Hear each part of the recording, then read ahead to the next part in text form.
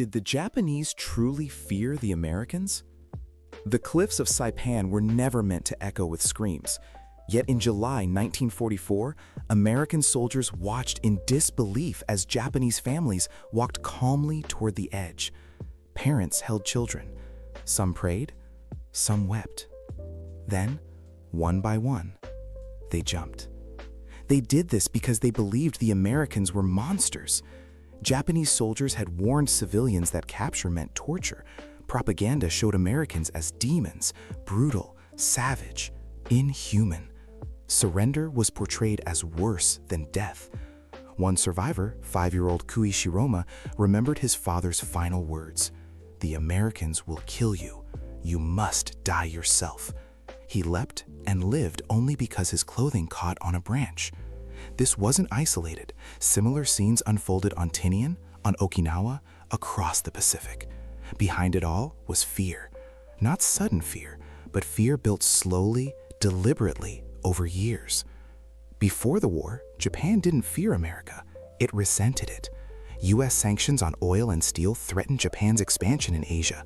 To many Japanese, America seemed arrogant and hostile. Propaganda painted Americans as soft, decadent, lacking Bushido, the warrior spirit. Japan believed discipline and sacrifice would defeat wealth and comfort. Then, the war began. Early encounters showed a more complex enemy. American troops were skilled, backed by overwhelming artillery. Still, Japanese officers dismissed them as reliant on firepower and lacking spirit. That illusion shattered by 1943. Despite losses, the Americans never stopped coming. Ships replaced ships, planes replaced planes. Fresh troops rotated in while Japan's ranks thinned. Japanese diaries began to sound different. Their ships return faster than we can sink them. It's like fighting the tide. Fear didn't come from bravery. It came from inevitability. The US Marines became symbols of this force. Japanese propaganda portrayed them as sadists and barbarians. Civilians were taught that surrender meant torture or death. By Saipan, that belief was absolute. When the island fell, thousands of civilians chose suicide over capture. American troops begged them to stop. Interpreters shouted assurances. It didn't matter. Fear had replaced reason. Other factors deepened this terror. Japanese soldiers sometimes feigned surrender, killing medics at close range. Americans learned not to trust white flags. To Japanese observers, this looked like proof of American cruelty. Rumors of trophy-taking, skulls, teeth spread rapidly. And above all, American firepower was overwhelming.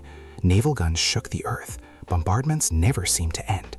By 1945, fear fed itself. Japan taught its people that Americans were monsters. The war made both sides act in ways that confirmed those beliefs. On Okinawa, over 150,000 civilians died, many coerced into suicide. US planners studied Okinawa and concluded that invading Japan could kill millions. And yet, when occupation finally came, civilians were stunned. The monsters never appeared. So, did the Japanese fear Americans? Yes, but not at first. It began as arrogance, became respect, then turned into terror. Terror shaped how the war was fought, how civilians behaved, and why so many chose death over surrender. Fear didn't just haunt the Pacific War, it defined it.